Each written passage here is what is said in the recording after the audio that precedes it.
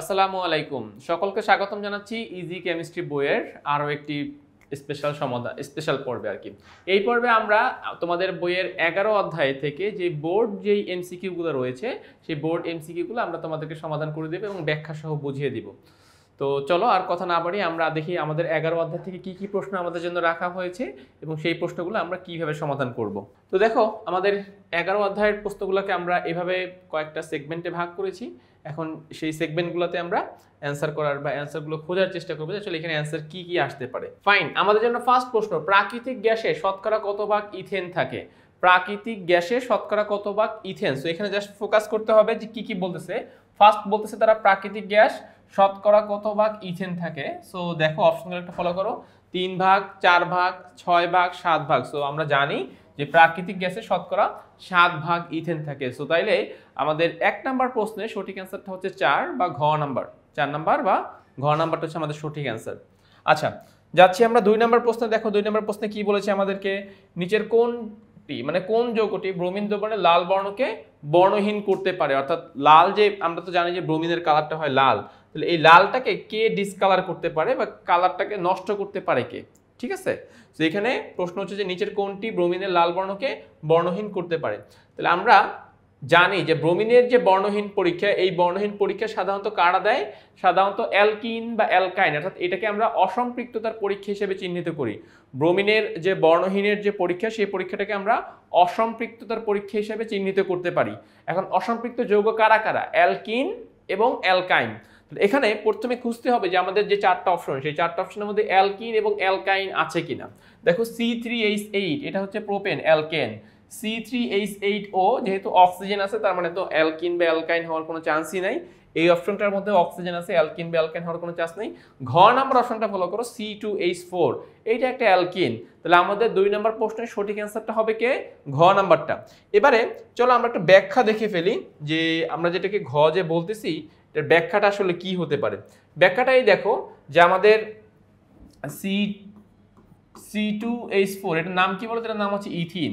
ইথিনে এরকম ডাবল বন্ধন দেখা যায় এবং এই যে ব্রোমিন, এই ব্রোমিনের কালারটা হয় লাল।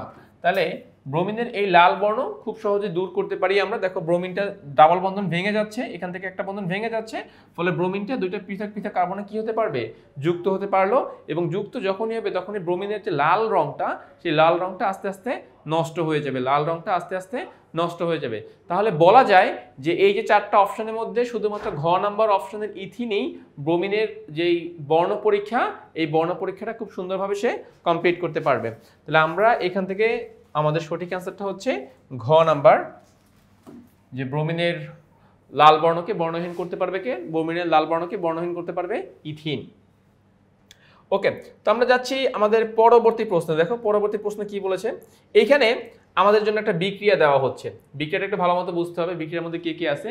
বিক্রিয়ার মধ্যে আমরা দেখতে পাচ্ছি যে CH3 সিঙ্গেল বন্ধন C, ট্রিপল বন্ধন CH, অর্থাৎ প্রোপাইন, 3 কার্বন বিশিষ্ট অ্যালকাইন প্রোপাইন। এই প্রোপাইনকে আমরা শুরুতে ব্রোমিন দিয়ে বিক্রিয়া করালাম, বিক্রিয়া করে পাচ্ছি আমরা X যৌগ। এবং সেই X যৌগকে, আচ্ছা দেখো আমরা আরেকটু জুম আউট করি। আচ্ছা, সেই X যৌগকে আমরা অ্যাগেইন যদি আবার ব্রোমিন দিয়ে বিক্রিয়া করে তাহলে আমরা পাচ্ছি Y। তাহলে এখানে মূলত বিক্রিয়াটা 2টা স্টেপে হচ্ছে।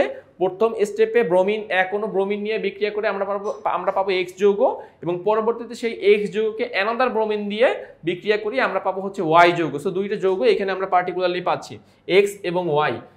তো এবারে প্রশ্নগুলোতে একটু ফোকাস করো। ফার্স্ট বলতেছে যে Y যৌগটির নাম কি? এই যে এখান থেকে যে Y যৌগটি তৈরি হবে, সেই Y যৌগটির নাম কি হতে পারে? আচ্ছা, তো দেখি আমরা একটা বিক্রিয়াগুলো করে দেখি যে Y যৌগটির নাম কি হতে পারে। তাহলে ফার্স্টে দেখো আমরা এই পয়েন্টটাতে একটু ফোকাস করব। ফার্স্টে আমরা এখানটাতে একটু ফোকাস করব। তো দেখো শুরুতে কি হচ্ছে, এই যে ট্রিপল বন্ধন, সেই ট্রিপল বন্ধন থেকে আমি একটা বন্ধন ভাঙতে পারবো, একটা বন্ধন ভেঙে দিব, ফলে এখানে যে ব্রোমিন, সেই ব্রোমিনের 2টা ব্রোমিন 2টা পৃথক পৃথক কার্বনে যুক্ত হয়ে যাবে।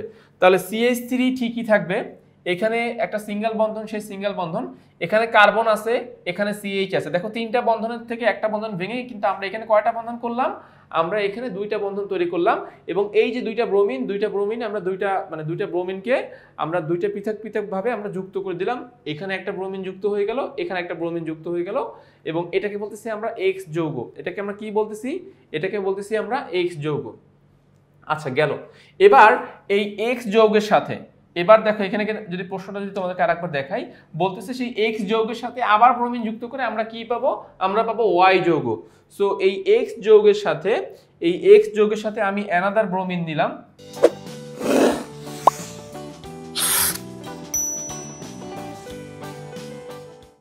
এই যে এই এক্স যৌগের সাথে আমি এই একটা ব্রোমিন নিলাম, এই একটা ব্রোমিন নিলাম, এবং এই ব্রোমিনগুলো কিন্তু আমার এই যে কার্বন যেগুলো আছে সেই কার্বনগুলোতে আমি যুক্ত করব। তাহলে এই কার্বনের অলরেডি নিচে একটা ব্রোমিন আছে, তাহলে সেই ব্রোমিনটাকে আমি উপরে দিয়ে দিলাম, আর এই কার্বনের নিচে একটা ব্রোমিন আছে, আর একটা ব্রোমিনকে আমি উপরে দিয়ে দিলাম। এখন লক্ষণীয় বিষয় হচ্ছে আগে এখানে ছিল তোমার ডাবল বন্ধন, এখন কিন্তু সেখান থেকে হয়ে যাচ্ছে সিঙ্গেল বন্ধন। তো আমার মোট বন্ধন ছিল 3টা, এই 3টা বন্ধনকে আমরা 2টা স্টেপে ভাঙতেছি। প্রথম স্টেপে একটা বন্ধন কমিয়ে আমরা এরকম এক্স যৌগ পেলাম, এবং দ্বিতীয় স্টেপে যে ডাবল বন্ধন ছিল সেই ডাবল বন্ধনকে ভেঙে আবার আমরা এখানে সিঙ্গেল বন্ধন পেলাম। বিনিময়ে উভয় কার্বনের উপর এবং নিচে 2টা করে ব্রোমিন যুক্ত হয়ে যাচ্ছে। তাহলে এখন প্রশ্ন হচ্ছে এই যে ওয়াই যৌগ, এই ওয়াই যৌগের নাম কি? আমরা ফার্স্টে নাম্বারিং করব। দেখো আমরা নাম্বারিং করার কিছু রুলস রয়েছে, যেই দিক থেকে ব্রোমিনগুলো সিরিয়ালে আগে পাবো সেই দিক থেকে আমাকে নাম্বারিং করতে হবে। সো দেখো এই কার্বনে যেহেতু ব্রোমিন, এই কার্বনে যেহেতু ব্রোমিন, সো আমার কর্নারের কার্বনটা হবে 1, এই কার্বনটা হচ্ছে 2, এই কার্বনটা হচ্ছে 3। তাহলে আমি 1 নাম্বার কার্বনে 2টা ব্রোমিন পাচ্ছি, সো এই জন্য 1 1। 2টা 1 1 কেন? কারণ 1 নাম্বার কার্বনে 2টা ব্রোমিন রয়েছে, সো এই জন্য 2 বার 1 লেখা হয়েছে। 2 নাম্বার কার্বনে কয়টা ব্রোমিন রয়েছে? 2 নাম্বার কার্বনে 2টা ব্রোমিন রয়েছে, সেজন্য হচ্ছে 2 2। সো 1 1 2 2। টোটাল ব্রোমিন তাহলে কয়টা হলো? 4টা। 1 2 3 4, so tetra bromo. 1 1 2 2 tetra bromo. এবং মেইন যে সিকলটা, মেইন সিকল বা মেইন যে কার্বন, সেই মেইন কার্বন পাচ্ছি 3টা, সো এই জন্য হচ্ছে প্রোপেন। এবং যেহেতু কোনো ডাবল বন্ধন নাই বা ট্রিপল বন্ধন নাই, সেহেতু হচ্ছে প্রোপেনই বলবো। তাহলে ফাইনালি কি দাঁড়ালো?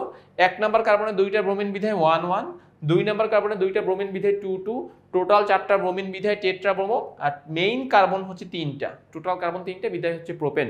তাহলে আমার 1 1 2 2 টেট্রা ব্রোমো প্রোপেন। দেখি তো এই অপশনটা কি কোথাও আছে কিনা এখানে। আচ্ছা দেখো গ নাম্বার অপশনটার সাথে একদম হুবহু মিলে যাচ্ছে, যে 1 1 2 2 টেট্রা ব্রোমো প্রোপেন। সো এই যে 3 নম্বরের সঠিক অ্যান্সারটা হচ্ছে গ নাম্বার, 3 নম্বরের সঠিক অ্যান্সারটা হচ্ছে গ নাম্বার।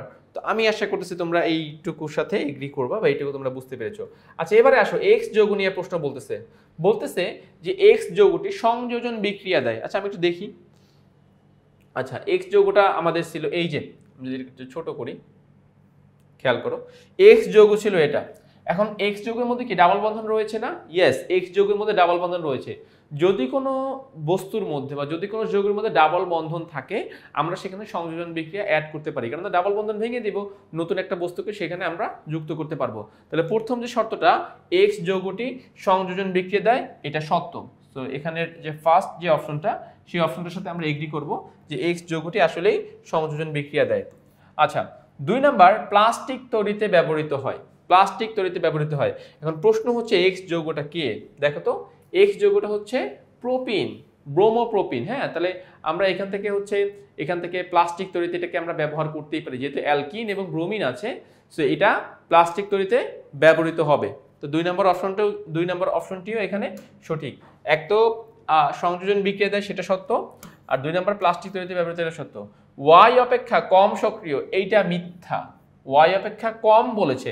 এবারে চলো এটাকে কেন আমি মিথ্যা বললাম, কারণ দেখো ওয়াই এর মধ্যে কি কোনো ডাবল বন্ধন রয়েছে? না, ওয়াই এর মধ্যে কোনো ডাবল বন্ধন নাই, বাট এক্স এর মধ্যে কিন্তু ডাবল বন্ধন রয়েছে। সো মনে রাখবা, যত বেশি বন্ধন থাকবে সে বেশি সক্রিয়, কেননা সে বেশি রকম বিক্রিয়া অংশগ্রহণ করতে পারবে।